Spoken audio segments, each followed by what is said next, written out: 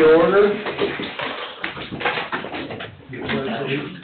I pledge allegiance to the flag of the United States of America and to the republic for which it stands, one nation, under God, indivisible, with liberty and justice for all.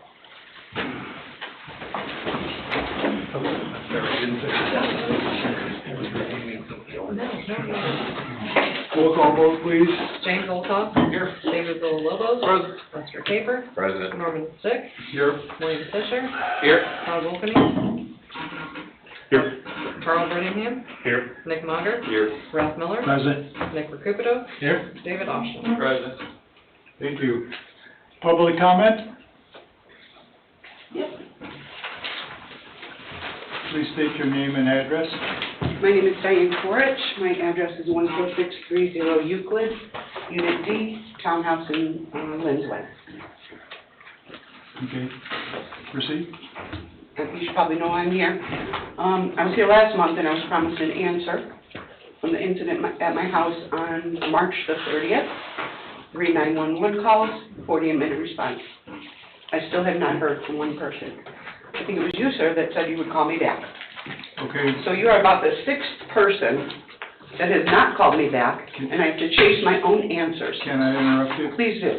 We just interviewed that just tonight. You just did what? We just interviewed your whole, Since March the 30th? well, since the last meeting. Okay. All right. And? Well, basically, we're going to address this right away in our regular meetings. So, I mean, you're welcome to do whatever you got to say, and then we're going to go ahead with the meeting. And then the chief will address his report In tonight's meeting? right away. Okay. The one thing... It has been investigated thoroughly.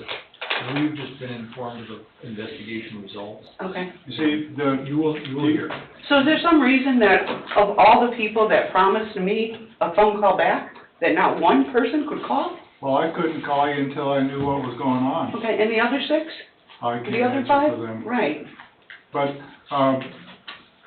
if you would like, the officer that was at your house had a body camera on, and if you'd like to see that footage, we'll show it to you. There's nothing to see. The guy had already left my house. What? No, as far as the officer and you interacting. Okay, with If Matt. you'd like to see it, we'll... I don't need to see it. I know it Okay. happened. I was leaving the house. I told him I had to pack a bag and I was going to my daughter's. He followed me out to the backyard because I said I was going to close the gate. I asked him why it took 48 minutes for him to get to my house. He said I was on a domestic. I don't know about the other officers, but I can't speak for them. That's what happened. Well, the chief will address that. Okay, somebody needs to, because, quite honestly, there shouldn't be allowed to be built one more subdivision, one more house in this town, or add one more family if you can't take care of what's already here. That's all I have to say. Okay, thank you. Okay, is there any, public comment twice? Public comment 3 times? Okay, thank you. Approval of the minutes of Wednesday, April 26, 2023. Can I have a motion, please? So moved. Second? Second. Roll call vote, please. Jim Olthoff. Yes. David Villalobos. Yes. Charlie Caper. Yes. Norman Sick. Yes. VIPS report?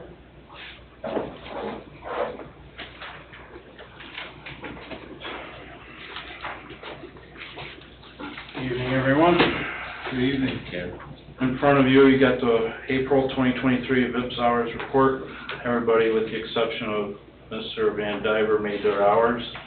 I wrote up Mr. Van Diver for not reporting his hours for April. That is his first written warning. Second written warning will be termination. For the month, we have a total of 10 call-outs and details. A couple of them in front of you, like for 4-3 and 4-4 crossing guard duty, that is 2 details, AM and PM, as noted in the description there. We had call-outs for utility problems in the agency assist. one of them being in Maryville for the issue that was at Walmart. And that's it. Well, thank you, and we appreciate your service. You're welcome.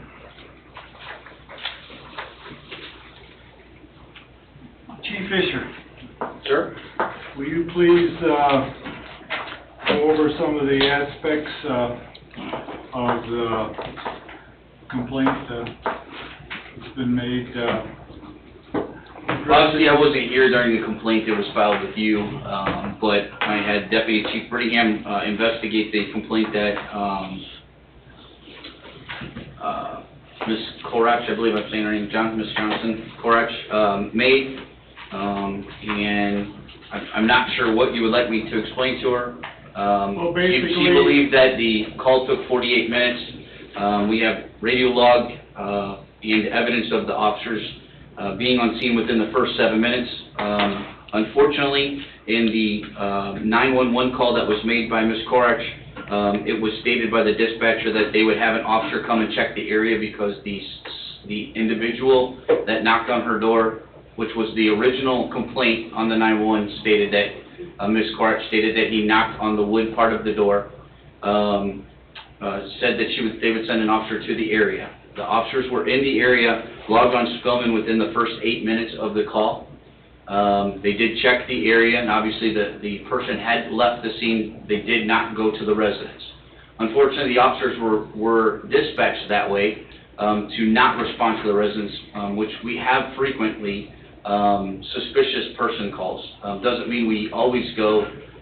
Most of the time, the dispatcher will ask if they need to speak with the officers. And so the officers did check the area and then cleared it out that the vehicle had left. It was gone. GOA is what we call it. After the officers cleared, a second 911 call came in about 10 minutes later, roughly. At that time, the dispatcher on the recorded 911 line spoke with Ms. Korach, and again, Ms. Korach said, "Where are the officers at?" And she was again explaining that they were in the area, or that was the first time she was told they were in the area, but that they did not stop because it was not dispatched out that way. They were asked if, Ms. Korach was asked if she would like to speak to an officer. She said yes, yes please actually was her words. And so the dispatch told her that they would send an officer to the residence as soon as they have one available. Unfortunately, at that particular time, they were dealing with a domestic with some fighting involved, and so the 3 officers that were on the road working were currently at that location. And as it was reported from Ms. Korach, the individual had left in the vehicle as described in the first 911 call, so we had no reason to believe anything further was going on at that time. Officer Matson arrived after a third phone call came from her son through Will County. Approximately, arrival time was approximately 9:45. This would have been about 36 minutes, I think it is. Oh, from the second call, it's about, the second call was made at 9:21, and he arrived on scene after clearing those calls at 9:45.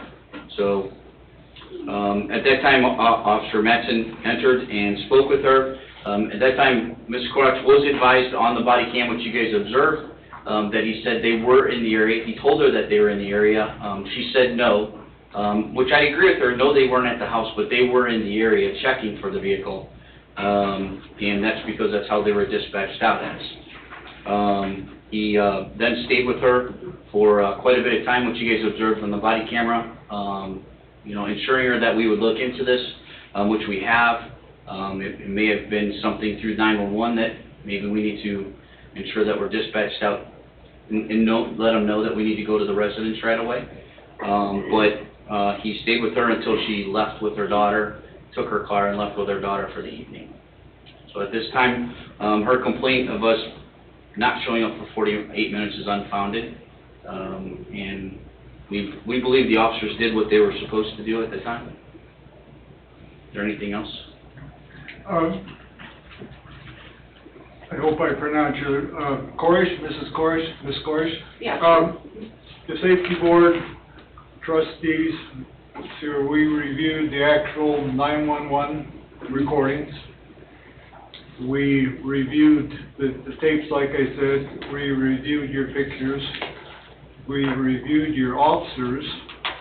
And the findings was that it was unfounded. So I'll break protocol and allow you to respond if you'd like. So the majority of that is correct. The one major part that is incorrect is I didn't call 911, and I never would have wasted anybody's time calling 911 saying someone was knocking on my door. The exact words I used was, somebody was jiggling my doorknob trying to get in, and then he was tapping on my door. He had opened my screen door, he was in between both doors, and he was jiggling my doorknob. That's what woke me up. So I didn't call for a suspicious person. He wasn't suspicious when he was turning my doorknob, trying to get into the house. So when they said they were going to send a car around, they could have sent a car around for what? Who would they even know who to look for? If you'd like, we can play the tapes for you. There's no reason to play the tapes. I'm saying, who would you send a car around for? Just to drive around the neighborhood? You don't know what you're looking for. I agree with you, ma'am, but on the phone call, the 911 phone call, you said, and I quote, "He was knocking on the wood part of my door." Right, he was jiggling the doorknob. No, you said knocking on the wood part of the door, No, what I and then said. you responded, I have it recorded, and then you responded with, "Hello," and he said, "Oh my gosh," quote from you on the 911, "Oh my gosh, I have the wrong house." So, and I'm not saying anything other than that, that's what was told to the dispatcher, so that's what the dispatcher put into the information and sent it out. That's how we received it. Okay, so I would like to hear the part that says that he was jiggling on my doorknob. I would not waste anybody's time for somebody knocking on my door, ever. But the jiggling part was not mentioned in the 911 call. Okay, so I'm gonna hear that part. Okay. 'Cause that's why I called, because he's standing in between my doors and he was jiggling my doorknob.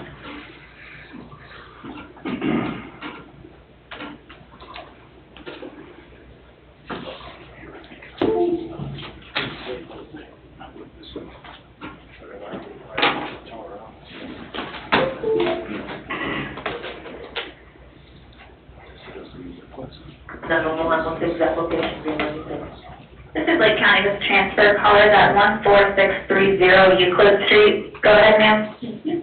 Hello. Hi, my name is Donna. Hi. I'm in Cedar Lake, and I was laying in bed, and I heard some creaking by my front door.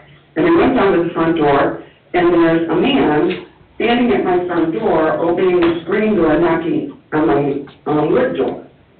And I don't have a front window or anything, but I peeked out, and I said, hello, and he's like, oh my God, I got the wrong house. But it was just like some random black dude knocking on the door, and it was just weird. Okay, is he still there? No. Okay? Okay, So, and I my understand. mistake, I apologize. No, that's okay, and I understand your frustration, and we looked into it, I want you to know that, and when I told you that I would look into it, I totally understand. What we have done is talk to our officers, and if we have something of that nature anytime in the future, we're gonna make sure that they respond, at least come and talk to you, even if it turns out to be it wasn't accidental, hey, I grabbed the wrong house, Right, to make sure of that. okay. So, my mistake for not saying that, but that's what he was doing. I would not call and waste your time on someone knocking on my door. And I respect that, ma'am, that's, we're just going off of what's being told of us. I understand. Okay? All right. Anything else, sir? Fine, thank you. Sometimes it's hard. Okay,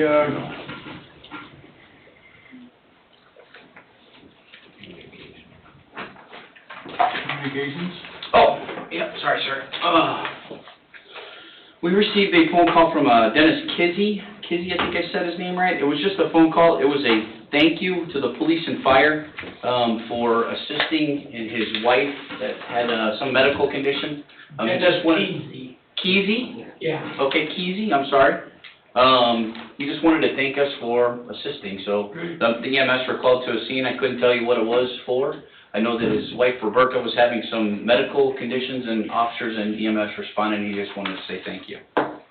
And the last thing in communications, June 11th, the company or lady that is donating our canine to our program is having a Supporting Canine Heroes open house. It's her 1-year anniversary of being in town of Cedar Lake. It is from 12 to 4. We'll have our K-9 there, we'll have some squad cars there, we'll have the SWAT truck there. So just, if you have an opportunity to swing by and, What's the address there, 131? it's about the 130, 100 block of Quicker. I'll give you the address. Is that by the Ileana? It's by Ileana Eye Care, correct? Yeah. Yeah, Great Oak Plaza. Number 5, finances. I was trying to get the address for you, sorry. It's right next to Ileana Eye Care.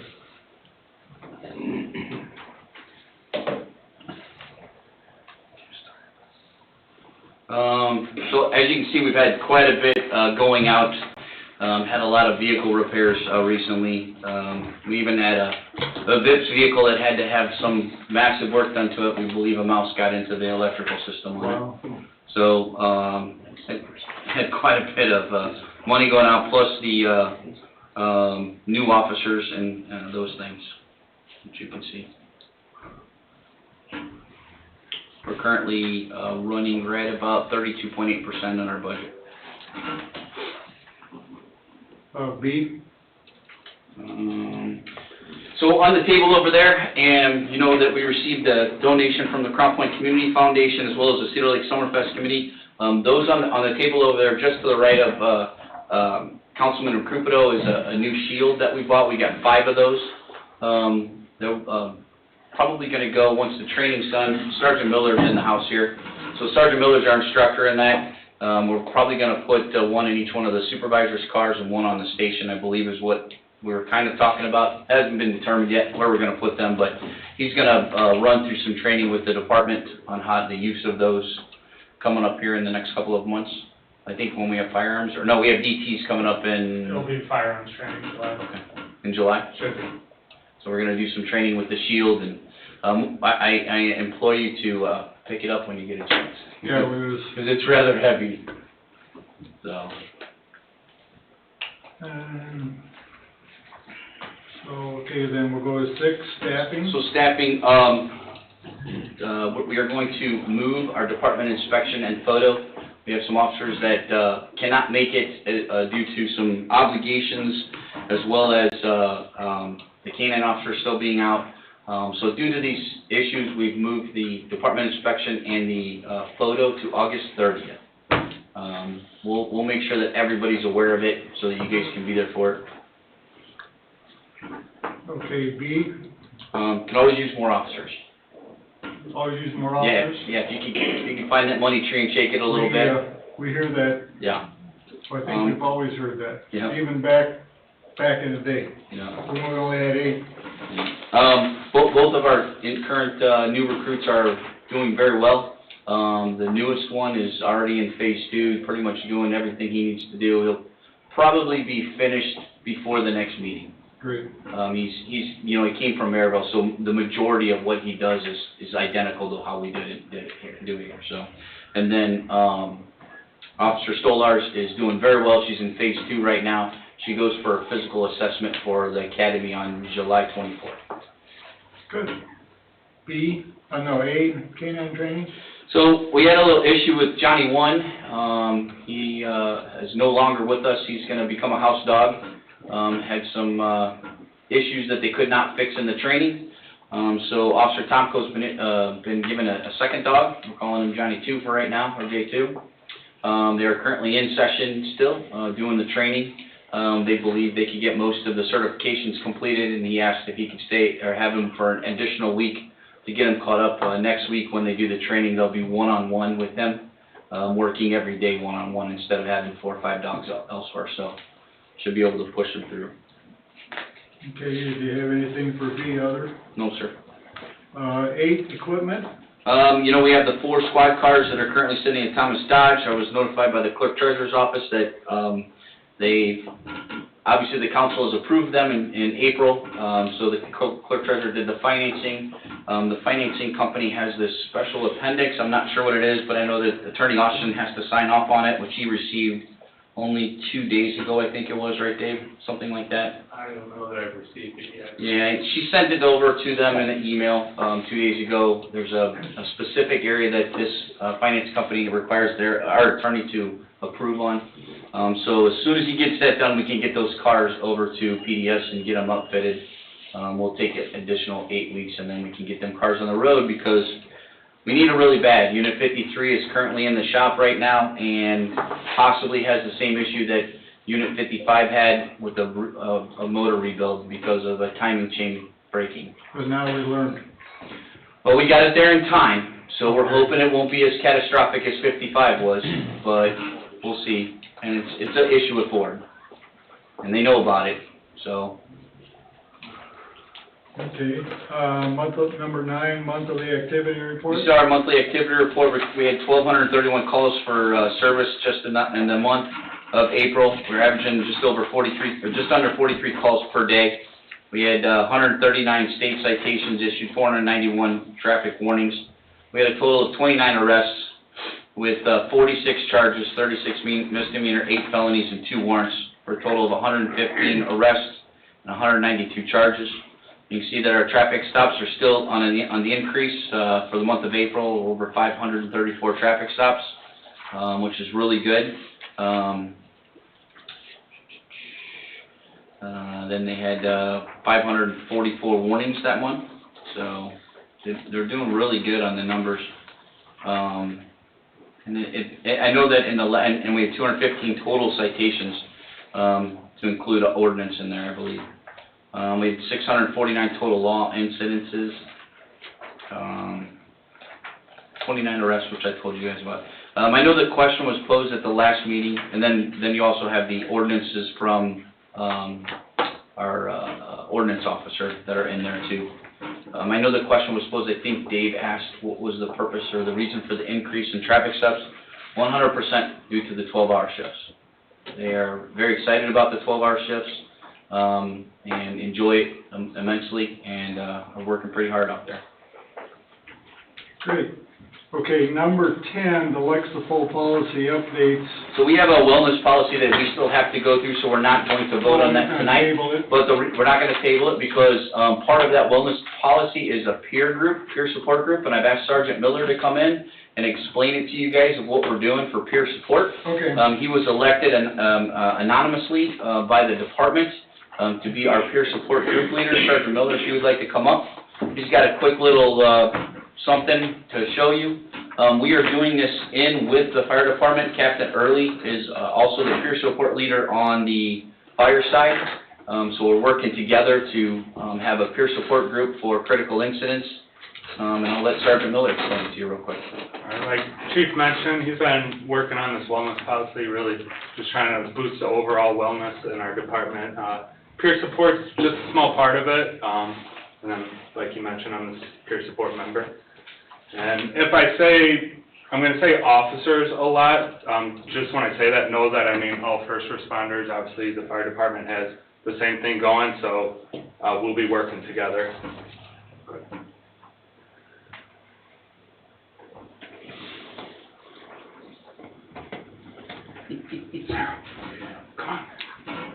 I have someone else Is Cliff doing on it? the screen. Okay. I'll be quick, but I'm just gonna hit the quick points on what peer support exactly is. So a critical incident is what we respond to. So this is basically any powerful traumatic event that could have lasting problems associated with it. So examples, death of a colleague, officer-involved shooting, a line of duty death, a lot of things involving children, and just basically anything that would really impact the officers or on the fire side.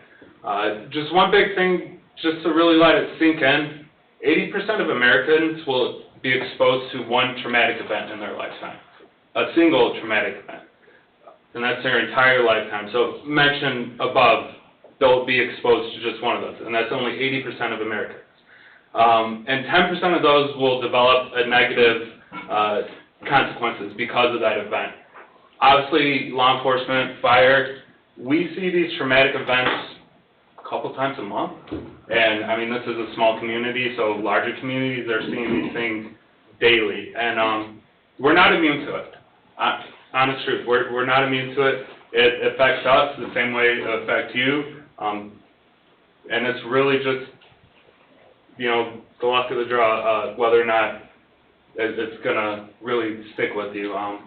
So that's why we kind of developed this within our department, so we could address those needs. Go ahead. So our purpose is just to build a resilience, so we know we're gonna be exposed to this. Having these capabilities within our department will help reassure the officers that if something was gonna happen, there's someone there that will be able to guide them through it, get them back on the road as soon as possible, and not have those lasting effects. And having the resilience to rapidly rebound it. So like I said, we're going to experience it.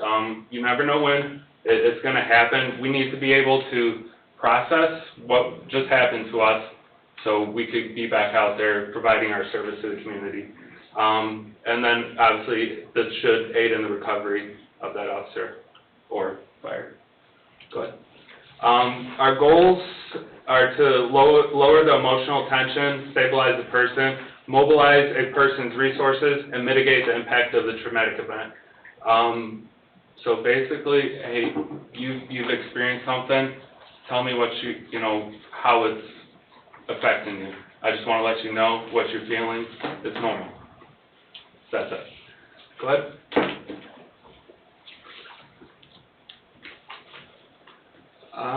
I know that's a lot. Just one big thing to take out of that. Peer support, this isn't a new thing. This has been around. This program started back in the 70s. This has been around for a long time. Following 9/11, it was kind of assumed that, oh shoot, like we're going to have a lot of issues with firefighters, paramedics, police officers, the first responders on there. We're going to see a really large increase in binge drinking, PTSD symptoms, major depression, anxiety, name it. I mean, it was assumed that it's going to happen. But what actually happened was, as you know, everyone's working at the World Trade Center, they had peer support members there already kind of addressing what's going on, and they actually saw that what they expected wasn't what they actually got. There was actually a decrease in what they thought was going to happen. So those first responders that were there were actually able to bounce back quicker because they had the intervention and because they had the resources available. So nothing more than I can say. It worked. Go ahead. You might have to say it louder.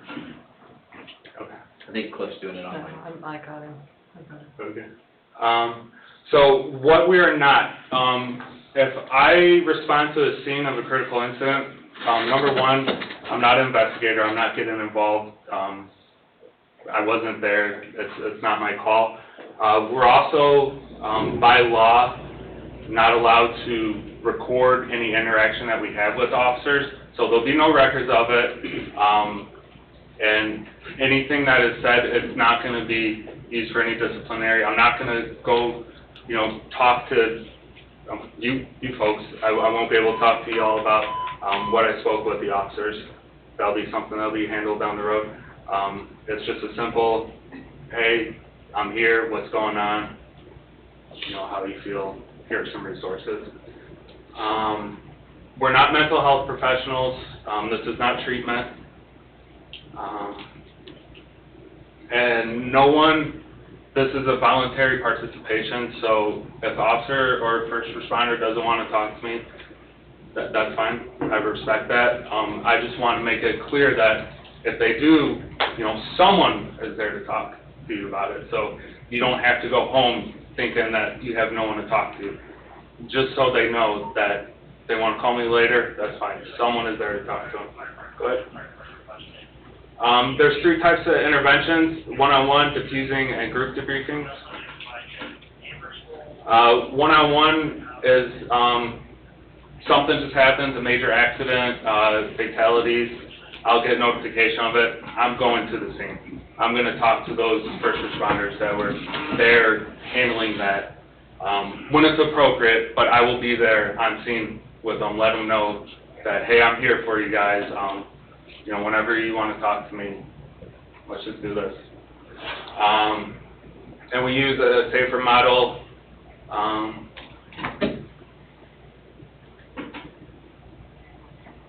Not getting too deep into it, that's basically just what I was describing is what's going to happen. Hey, you know who I am, here are my limitations.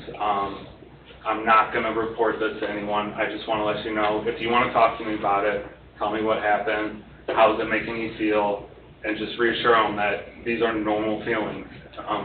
You're angry that something happened, it's depressing, it's making you think about your family at home. These are normal feelings. Good. Diffusing, it's going to be kind of the same thing, but if it's a larger scale operation, multiple officers involved, fire sides involved, and it'll happen before those first responders are sent home to their loved ones. We'll all get together, and it's the same as the one-on-one. Hey guys, these are the limitations. Let's just go around. Maybe, you know, you have a missing piece for that first responder to really piece together so they could process it before they go home, and just let them know that there's resources available for them. And then if we need to go from there, 9 out of 10 times, and this would be the goal, that this is enough, but if we need to move on to the next, the group debriefing, then we'll go from there. And then group debriefing will be several days after the event actually happened. It'll let them go home, kind of process on their own what's happening, use the steps that I'll provide them to help them guide through that as they're processing it, and then we'll just go through it all again. See, there was a part that I wanted to...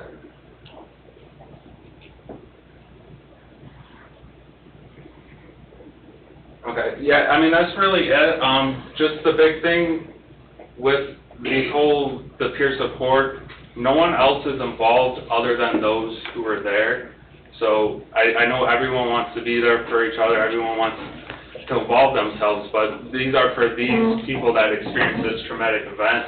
So let's get them the help that they might need. They might not, and that's fantastic. If they don't need it, then that's awesome. But, you know, especially the younger generations, we're very open about talking about this stuff, and we don't want to ignore the older generations that have been, you know, experiencing these things for... Why are you looking at me? I'm looking at all of this experience right here, and I mean, Chief, was anything, like, that was around in the 70s, so, but... This is a new concept to me, even though it's been around since the 70s. I think Grant and I had a couple of conversations before. Deputy Chief, myself, and the patrol commander had an opportunity to go to a training out at the MAC Center, taught by a police officer, then firefighter, and a former military guy. The guy was a comedian, which made it funny, but he kept your attention and really talked about PTSD issues. When he went through these things, he was referring to incidents that happened to him, and we all were looking at each other like, oh my gosh, I remember going through that. We all went through that, you know? And not realizing that it could have different effects, you know. Our ways back in the day, we were told, you know, by our fathers, rub some dirt on it, get back in the game, right? And we just can't use that anymore. There's too many suicides, there's too many deaths, there's too many officers doing things, officers, and I mean police and fire, that are using different avenues to get away from the pain that they're having, when we need to have someone there that can talk to them, debrief them right away, so. And I didn't want to get too personal, but just a little personal. This stuff does work. Prior to law enforcement, I did 8 years in the military. I did 4 deployments. I've seen by far some of the worst things that you can imagine, and it honestly hasn't affected me, because I had this when I was in the military. I had, you know, my senior officers, senior enlisted guys that actually really bought into this stuff, and act like we could be in the middle of a firefight, and there's that one guy there say, hey, we're going to make it through this, we'll talk about this when we're done.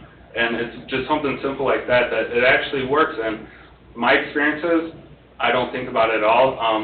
Unfortunately, coming to law enforcement, I'm seeing kind of the same things, and I haven't had that yet. You know, the officer, police, I like, hey, how are you feeling about what just happened? That hasn't happened, and those things are really kind of sticking with me, and I'm thinking in my head, why am I affected by this when I've seen worse things? And I'm kind of making the connection because, unfortunately, we haven't really been there for each other. So I think this would be a great program. Some officers, it might not benefit them, and, you know, that might just because they don't need it. I could tell you a lot of them, just that simple discussion is going to go a long way, and it doesn't cost us anything, so why not? So we do have a vision, obviously be there for each other. When I went to this course, it was ran by Indiana guys. A lot of counties in Indiana have programs like this with multiple departments. Lake County doesn't have a team right now, so right now Cedar Lake will be able to handle our guys. Griffith, they'll be able to handle their guys, and that's it. So there's been some talks about starting a law enforcement team in Lake County. It'll be the first in Lake County. On the fire side, they do have something like this. I know it's a newer program. I'm trying to get into one of their meetings. They have a DNR officer that's involved in it, and that's it. So it might be something if we could hop on with them since it's already up and going, and it could benefit everyone. But we'll figure it out. The point is, something needs to be done, so we're going to do it.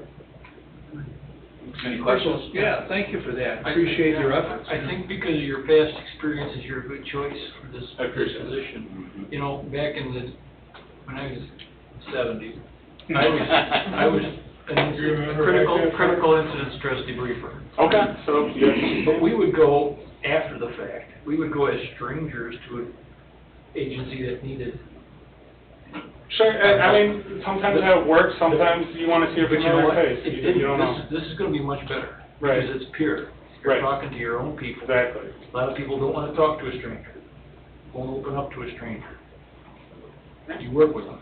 This is good. This is going to work. You have a more immediate response, which is when they need it, and you're saying this is effective.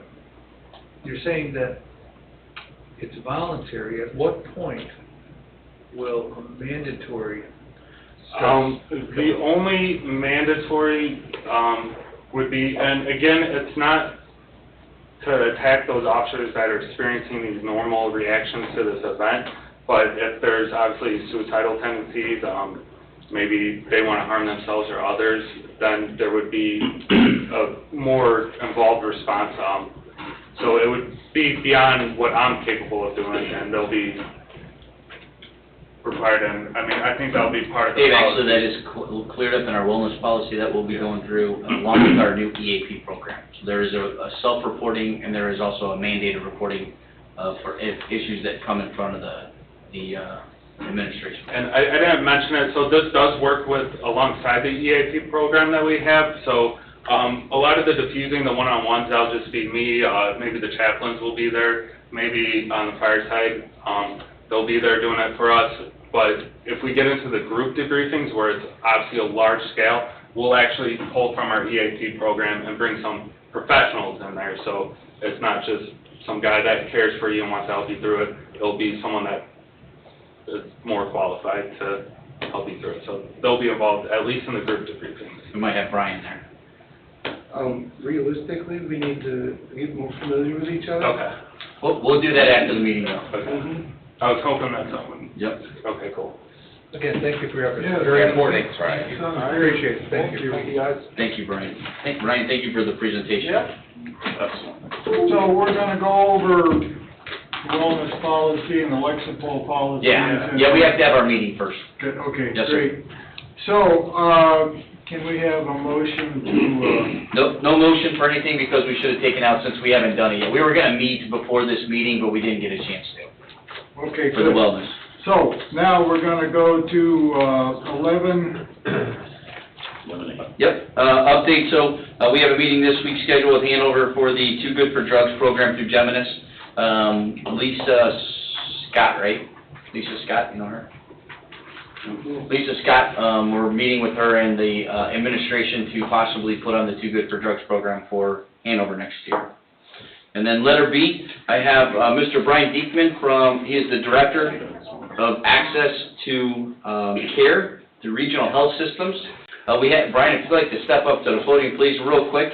Brian has a quick program that he'd like to present to you that I would need a motion and approval to send to the town council.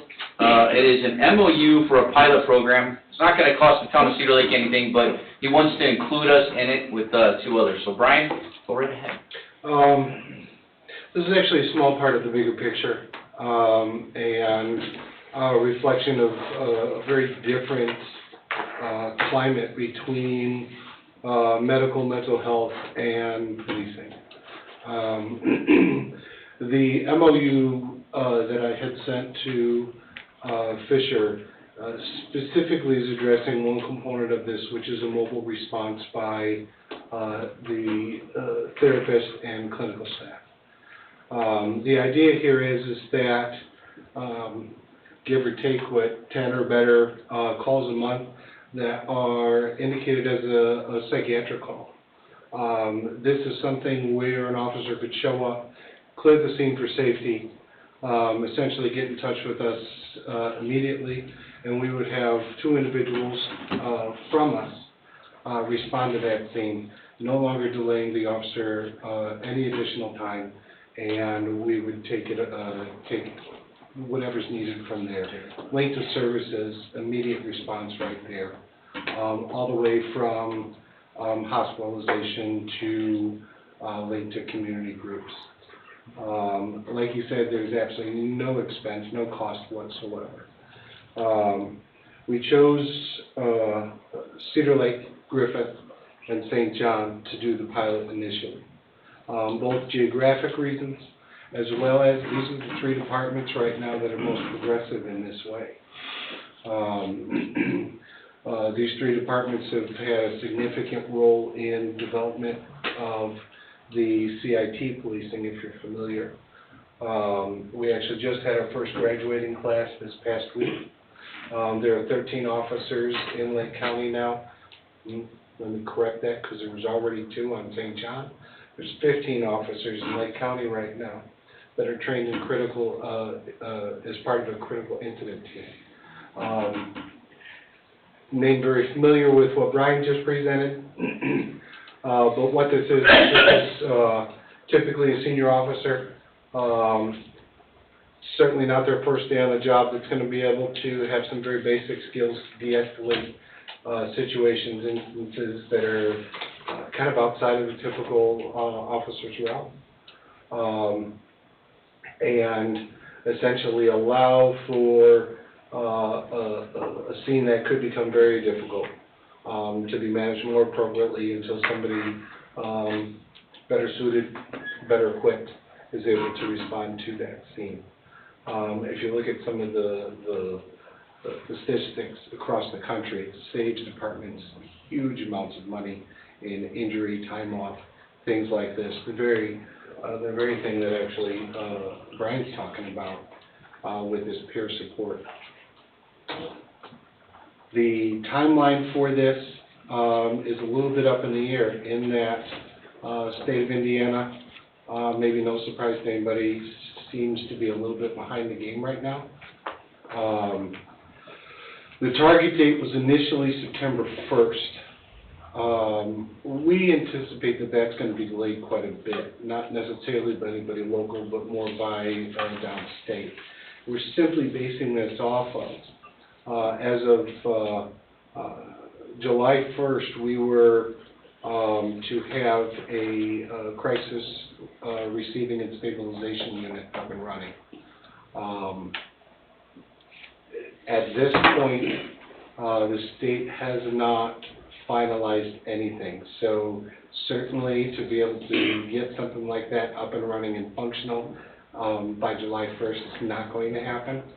We're thinking that that crisis unit is more likely going to be here in September, which is a direct complement to that mobile response, and that with the immediate detention, where EMS, police could bring somebody to us, drop them off, once again, taking the stress off our ERs, taking the stress off the responding officers, and not putting people in jail that are better suited for a different environment. So the purpose behind this MOU that we're requesting you guys to give us a letter of favorable recommendation. Again, this will have to go to the town attorney for review, but we want to send a letter to the council to do this. We'll have no cost to the town.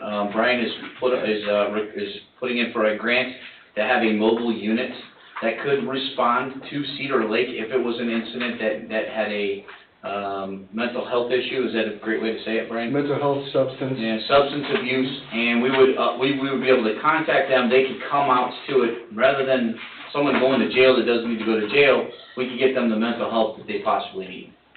So this goes along kind of in the realm of the peer pressure, or the peer support, not peer pressure, peer support, the mental wellness of the officers, our whole program, it's just kind of all working towards that good mental health and stability. So Brian presented, pardon? It's very much a compliment. Yeah, it's really is, Brian presented this to me, I think about 2 weeks ago, and I talked to the town manager, told him I was gonna bring it to you guys. He said, yeah, definitely, it's something that needs to go in front of the council. Although it doesn't cost us anything, we are technically getting in an MOU with them. And so if we get on board with them, then he can put that Cedar Lake is interested with this grant to have this mobile unit. Gentlemen, do you have any questions? So this memorandum of understanding. You got the wrong one, I just noticed I it. don't have it. You did. What do you got? You have the wrong one, it's only 2-pager. I will make I'll get a copy to you. The one you have is for the, yeah, I don't know what I'm here. it's the Too Good for Drugs one. They both have regional health systems on the top, and I may have gave Sarah the wrong one.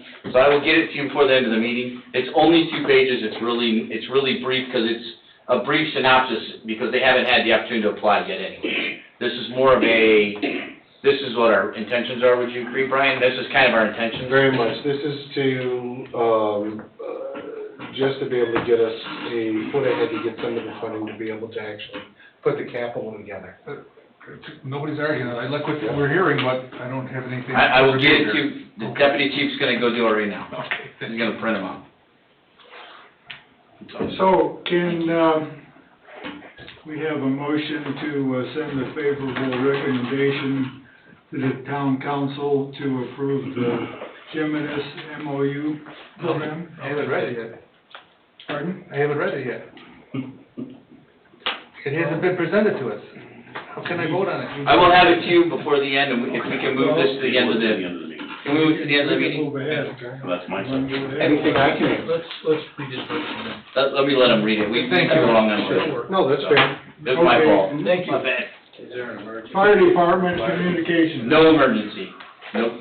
We could even, if it needs be, can we do it next While month? we're waiting on, Would there be a problem if we get that somebody's in December mess next up, month? you can go ahead and I don't know, because I know that it's got a June 6th. start with your, Right. Well, that's a council though. I mean, if we present We it to have, them next we get month, lots of communications. is that okay? And then we'll get We it to haven't the council in received July. anything in writing You okay with that? recently.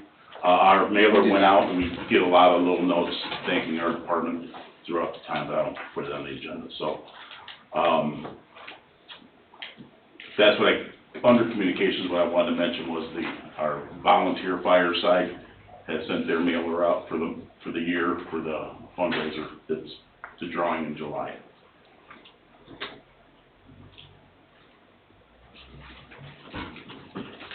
okay, finances, 13. Okay, so if you look at our purchase orders last month and up to date, April 5th to May 15th, we had $34,981.22 in purchases and repairs. Do you have any questions on those or in front of you? I told you last month it was gonna be a big month, it was. A couple highlights, $10,000 worth of bunker gear was bought for 3 firefighters that needed it because theirs were out of date or tore up. How much do they cost, a set? Just for the pants and the coat are $3,500 a piece. That doesn't include the boots, the masks, the other masks. What's the whole, the what's gloves. the cost to equip? About 10 grand, almost, yeah. when you get all the masks and everything. But these are just boots, or, I'm sorry, just pants and coats. When you look at where it says Lucas Pro Care Prevent Service, that's a service contract with the company that services our cots that we bring in and out of the ambulance, the power cots, the devices that do chest compressions for us, there's one more. Oh, not the monitors, the device that puts the unit in and out of the ambulance as well. So that's a $7,000 yearly contract. I was trying to get a 3-year contract with them, but the clerk did not want to sign a 3-year contract, so we're paying a 1-year contract at a time at $7,000. So does that seem to work out pretty good for you? Do you see a benefit of that? We have to do it. We have to actually, they kind of got you by the butt, because you gotta recertify them things every year. Oh, okay. And then it's a maintenance contract on top of that, so they do repair things when it comes to it, so. Okay. Thank you. Let's see what else. Now, this is the one they want us to vote on. You done with 13? Yes, sir. Okay, 14, staffing? We just, went through a interviewing process. We interviewed, 3 new candidates for an open position that was approved by the council to do an emergency hire. We're prepared to make an offer of employment to, firefighter paramedic Todd Conradi, which I'm gonna ask you guys to approve tonight to move that forward to the council, as an offer of employment, based upon his, approval by PERF. This firefighter paramedic is a 17-year veteran of another department, who is gonna be hopefully coming to our department with a lot of experience, a lot of background, a very good firefighter. I'm ready. And, we can get him through the process very quick, because it's a lateral move through PERF, so literally, it'll take about 2 weeks to get him through PERFs at the most, and, we can get him on the streets as quick. Conditional offer, yeah, based upon, we'll have to wait till the council approves it, but it'll be a conditional offer based upon, the PERF approval, then it goes to the council for approval. So I'm hoping to have him on the agenda, Sarah, for the council meeting. That would be nice, I appreciate it, and get him moving. We currently have another firefighter that's on administrative leave, and we have a paramedic firefighter. We have another paramedic firefighter that's been off on for the past couple weeks on a family medical emergency, which we're hoping to get him back this Saturday. The family member is doing better, and because of HIPAA, I can't discuss what's going on, but it was very important, and that he had taken time off, so that put us down 3 paramedics for quite a long period of time, which put us in massive amounts of overtime. So we're gonna be really happy to get this emergency hire. And during our interview process, we've decided as a commission, and I should say the commission decided, with my help, to put the other 2 on the list. So we'll have 1 more paramedic on the hiring list, which will go to the top, and then we'll have 3 EMTs that will fall underneath them, 2nd, 3rd, and 4th, if and when we are in a position to just hire EMTs. What we're replacing is a paramedic firefighter. My hope is as we continue to hire, we'll be able to hire some EMTs instead of paramedics and put them through paramedic school, simply because the paramedic firefighters are very hard to find out there. Very hard. And even part-time, they're very hard to find, because most of your full-time firefighters are working a lot of overtime in their home departments, so they're hard to get. So would you like to, at this point in time, we talked about the process you wanted to, if this isn't place, just tell me, where you wanted to speed up the process as far as you putting on part-time and volunteers? Norm, I promised the council that I would put a policy or procedure together for that, and I'm not prepared tonight to Okay. propose that policy. That policy will be available and ready for the next meeting for your approval, and then for the council approval, Okay. okay? But the emergency hire process with a lateral move, the council has already approved the emergency hire, so, the first one, So what rank does he come to us as? a firefighter paramedic. Okay. So at this point in time, can I get a motion to give a conditional offer to Todd Conradi to be hired as a paramedic firefighter? So moved. Second? Sure. Roll call vote, please. Jim Olsop? Yes. Dave Villalobos? Yes. Charlie Caper? Yes, ma'am. Norm Stick? Yes. Thank you very much. Thank Okay, you. now, One more thing, okay, Commissioner. The volunteers that were approved at the last meeting, the council meeting, the volunteers and the other part-timer that was approved, we have the two volunteers signed up for the academy, which starts in July. Lucky for us, we were able to find gear to fit them, and pretty well as well, so we should be okay as far as gear is concerned, and we should be okay with the new hires' actual bunker gear, so there shouldn't be much of an expense other than just uniforms. great. We'll Okay, keep our fingers crossed. A, everything on other staffing, I don't.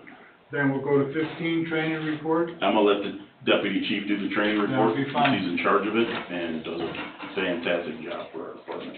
As you'll see on the report as submitted, 534 total hours logged, and then breakdown by category. It's kind of a slower month, a lot of the guys get their quarterly required training knocked out towards the first part of the quarter. This week was dive week, like Shark Week, you watch on TV. We have a dive week to where all the departments that have dive teams that make up the county dive teams get together. We hosted a couple days of it. Our dive teams, the dive teams were on the lake. We did boat operations, we did sonar boat operations as well. We found this gigantic pipe running through the lake that we couldn't identify.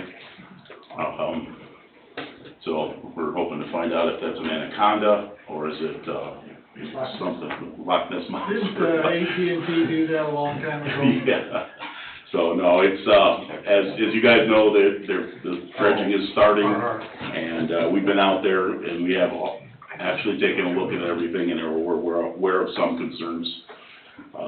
So that training, and also other annual training is taking place to where medics and EMTs have to have updates, and their instructors have to have updates and stuff like that, so there'll be a lot of training going on in the next few months.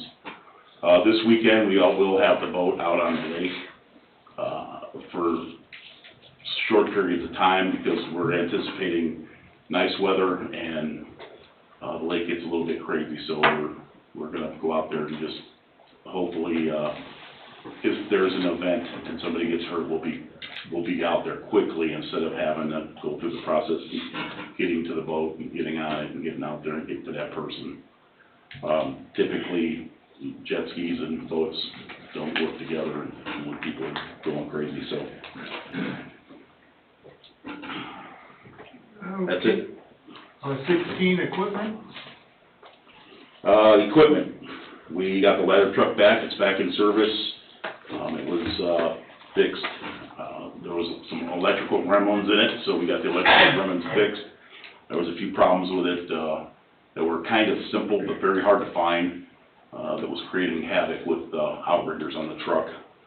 Our engine, 1212, our township primary first response engine, had the airbags, replaced, the suspension airbags replaced, and some other minor work done to it. And we have an ambulance, currently, our second newest ambulance, or our second oldest ambulance, whatever you want to say. It's in the shop right now, getting a bunch of work done to it that needs to be done. That's one with the drive shaft, the carrier bearing? Yeah, no, that was, yeah, that's, Did you get that fixed already? it's at, J&M right now getting worked on. We're hoping to get it back tomorrow. And then the older ambulance that we have multiple issues with, we are currently, evaluating what parts we need to get for that and get it back as good as possible for that rig. So, do you have any pictures at some point in time that you can share with us as far as the damage on the top of the one ambulance? And what are you planning? Are you ordering me to show that to you? We would like to see it at some point in time. Yes, I have them. I'll email them to you. And what are you planning, is that like leaking water, or what is it? Oh, no, it's just a scrape, it's, scheduled. It's not scheduled, but it's on the list of our body shop guy to have it worked on. So you can have it done locally or around here? Yeah, we'll have it done by, Auto Touch on 41. Okay, that's good. We have just an account with them, we just bring them in as we mess them up and he fixes them. And, next week we'll tear another one up and bring it in there. So that's just how it works, Police, our fire trucks, ambulances and police cars are magnets for lots of things, overhangs and, gutters and, drive-throughs. We're constantly nicking them and banging them up, so, as soon as he's got availability, the ambulance is completely usable. It's a scrape about that long. It didn't make a gouge or? It did make a gouge, but it didn't penetrate the actual, inside of it. But I'll send you guys photos of it. I kinda thought I did, but I typically do. So that, that will be going in, but we can't send that in until the other one gets back, so, like I said, we should be able to have it tomorrow, and then I did talk to Tommy up at Auto Touch last week, and he's trying to get it in the next 2 weeks. And it'll be gone for a good week and a half, to fix it, cause it's all the top and. So you'll have the third ambulance, the Chevy? The Chevy third ambulance will be second out. Mhm. Good. And we've been using the Chevy as well when the other one's out too, so.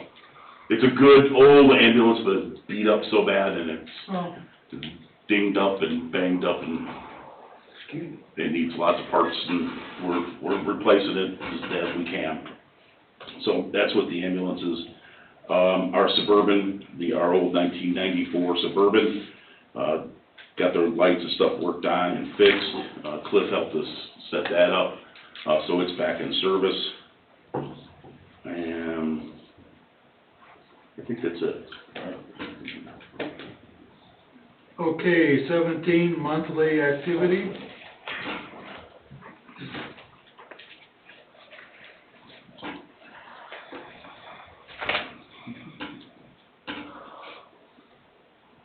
Okay, for the month, we had 155 calls for actual, the month of April. And our current call is at 604, that was for the month of April. We're well over 700 now. Halfway, 3/4 of the way through, 15th, I think we're at what, 765 or 755? Yeah. Whoa, what did you just say? We're at like 750 calls so far. For the year? Yeah. Oh, okay, I thought you said for April. Okay, for the year. If that was the case, I'd start crying right here at the beginning for I had a lot of calls. So yeah, and as you can see, we're pretty consistent on the calls, the types of calls, year to year and month to month. We have a good variety of pretty much everything, fires, crashes, lots of medical calls, serious medical calls, and then not so serious medical calls.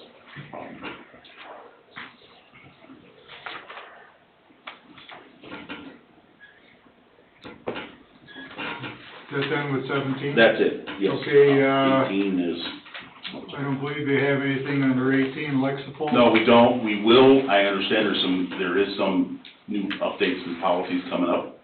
I did receive 2 of them, but then Lexipol recalled them, so we should be getting them back to see what the changes were gonna be. Something to one of the standards. So as we get them, we'll get them to you. We just We just don't have any right now. I will be putting that policy, that hiring process policy together, like I said earlier, for your review, but it will be in a lexical policy form. And then we'll send it to them, they'll vet it, they'll help us with it, and then I'll get it back. Because I'll actually talk to our representative on it, and then, get it for your review before it goes for the council for approval. Okay, 19, other? I wanted to just, comment on the wellness and the peer support group that we're talking about. I can tell you from experience, this stuff sticks with you. I was on the department when we lost a whole bunch of kids and teachers in a car crash on 41, and I can tell you that I might not remember what I did 4 hours ago, but I can tell you, I know exactly where I was at, exactly what I was doing when that call came into our department to respond to. It has stuck with me all these years. And if I didn't have a chance to talk about it once in a while with people or get some help, it'd drive me crazy. It really will, especially when you're dealing with kids. It's horrible. What our police department and our fire department personnel are doing, and this isn't chief driven. This is our people driving this, and I'm proud of our department and our people for being involved in this, and I'm proud of our police department. This isn't an easy thing for cops and firemen to admit, that there might be a problem or they're struggling with something. Because usually we find out when it's too late. We find out that somebody's been suffering and struggling for months over an incident, and hence the reason we just lost a paramedic who left his job as a firefighter paramedic and took a job in the mill because he couldn't deal with an incident that he had 2 years ago, and was working for us, and started seeing some bad calls here. We didn't know he needed help at all. He showed zero signs. He was actually getting help on his own, but he told nobody and didn't, and I'm sure there was warning signs, we just didn't see them. We didn't know how to point them out. And I don't want to see that happen to any of our guys, because I know how bad it hurt, and especially in a small community, a lot of times you end up knowing these people. You know, I knew all those kids and those teachers that were killed on 41, and in fact, I moved next to one of their relatives, and I live currently there. And I had to go to court to actually testify.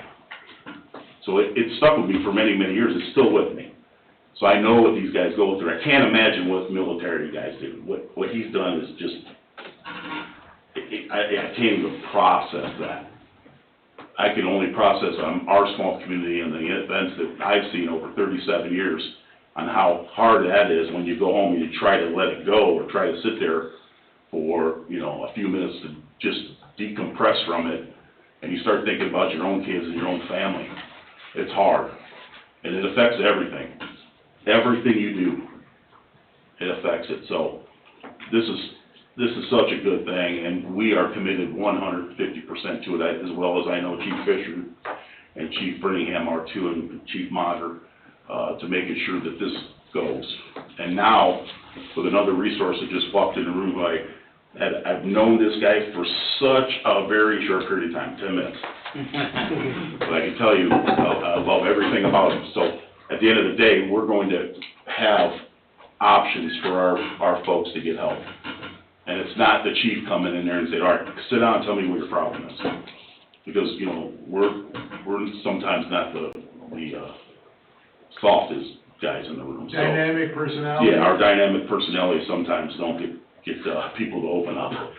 But after that car crash that we had at 41, I saw guys after, we did have a stress debriefing, I saw guys that I thought were some of the toughest son of a guns you ever met in your life break down and cry.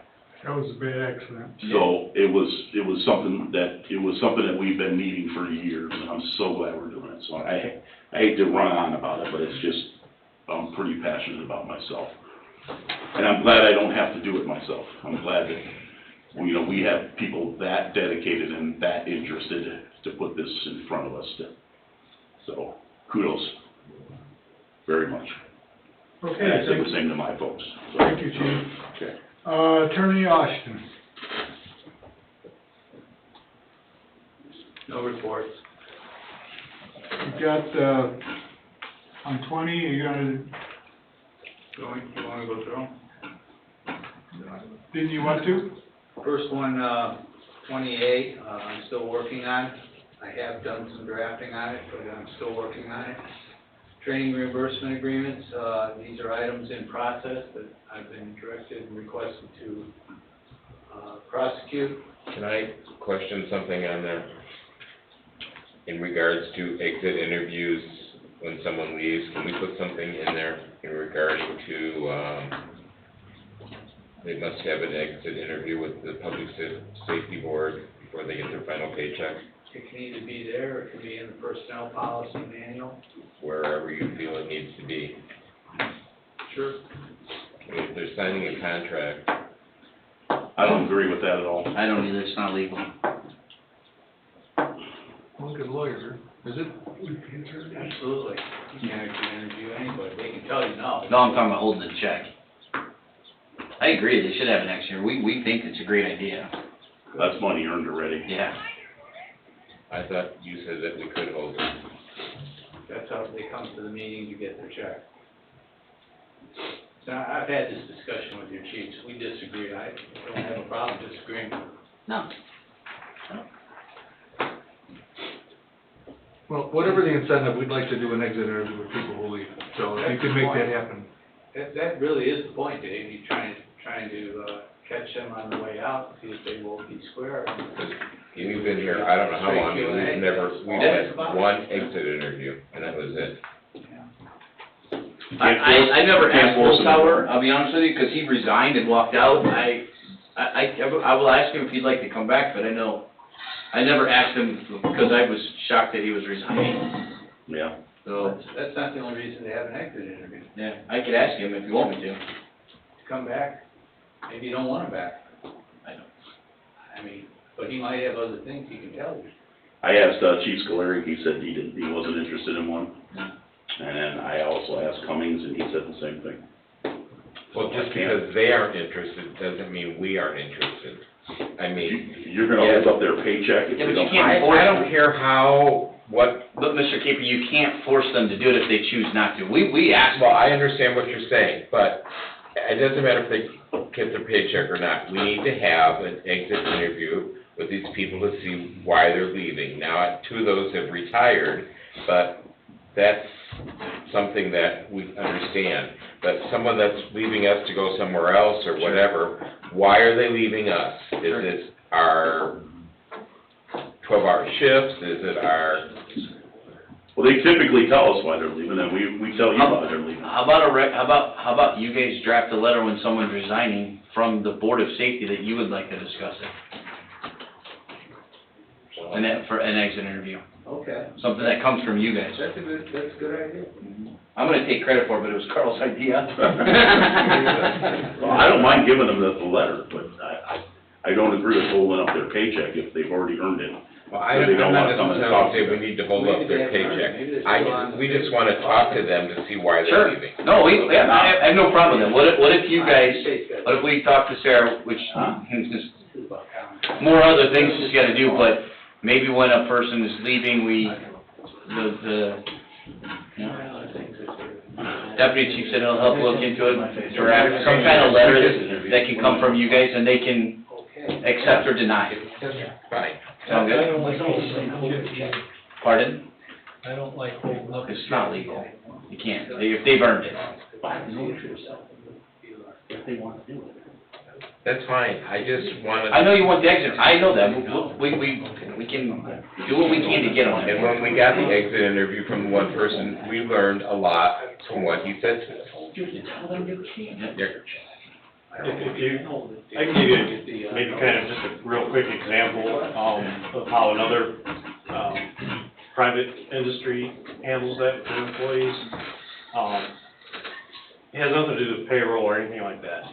When you separate from this particular place, you have an online account with this place to get your paychecks and pay stubs and things like that.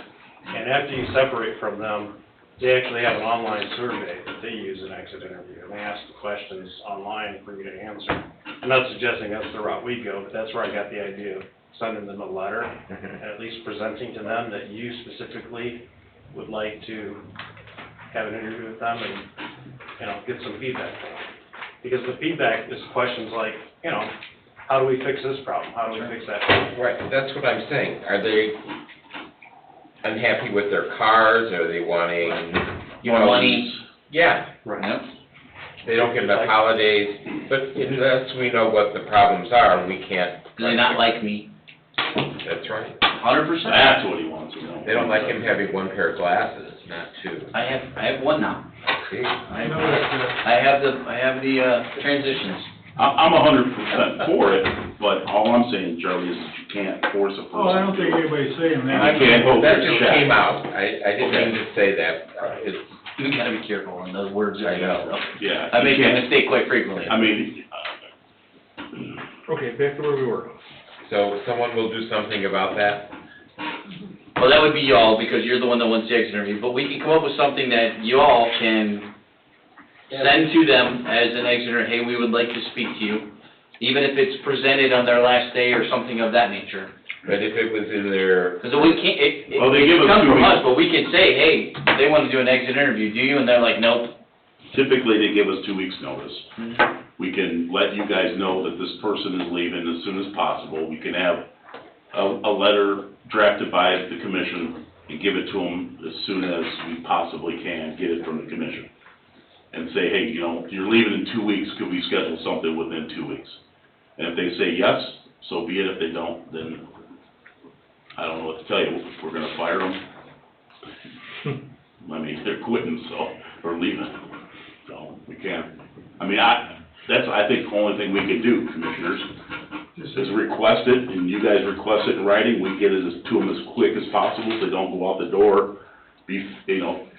I know my guy, I'll never, probably ever see him again. One guy left and went to California. To get him back, come for, his exit interview was gonna, Possibly give them a questionnaire in a sealed, like the hospitals do, and give it in a sealed envelope, and at least let them fill it out, and yeah, no problem. that would work like that.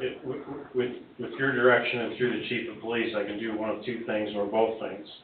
First and foremost, come up with a letter just simply inviting them to an exit interview. And beyond that, come up with a short survey with some questions. If they don't want to do the interview, at least you can get some questions, based off different things Good throughout idea. their career. I'm happy to work with Carl on And that keep too. it vague so it'll work potentially from both agencies. Can we do both? Yeah. And we can just do both. Sounds good. Start there and see what we can do. We can tweak it later. It's a good start. Okay.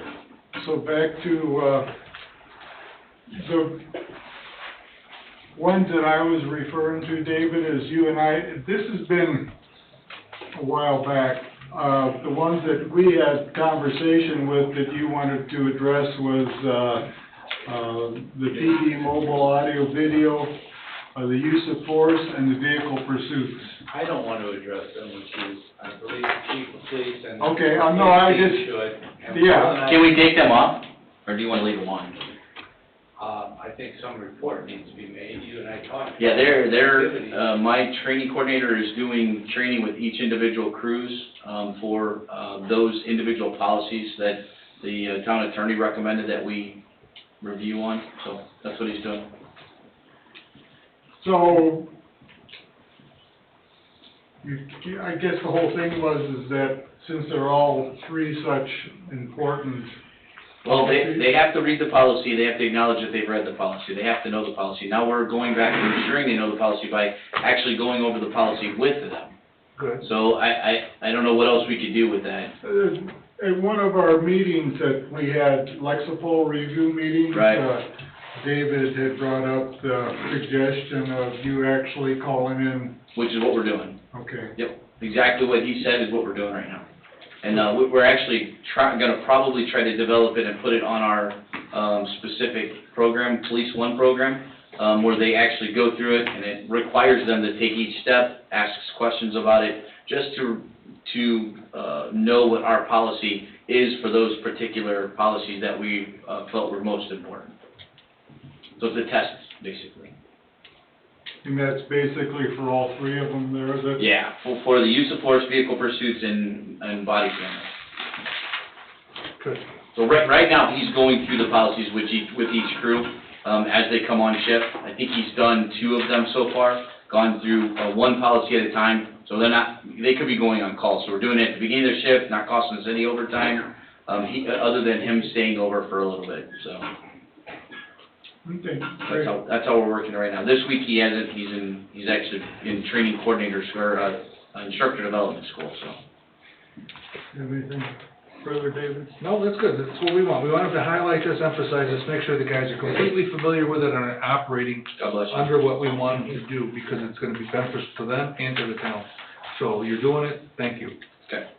Do you want to keep it on there as a, continuing to tell you about it? Yes, I think, just next month, if you can touch on that a little bit for us. Do you want me to move it under the training report update? Yeah, let's do that. We can take it off the town attorney's one and put it under my training report. Okay, So when great. you get through the entire cycle on this, will there be an end report?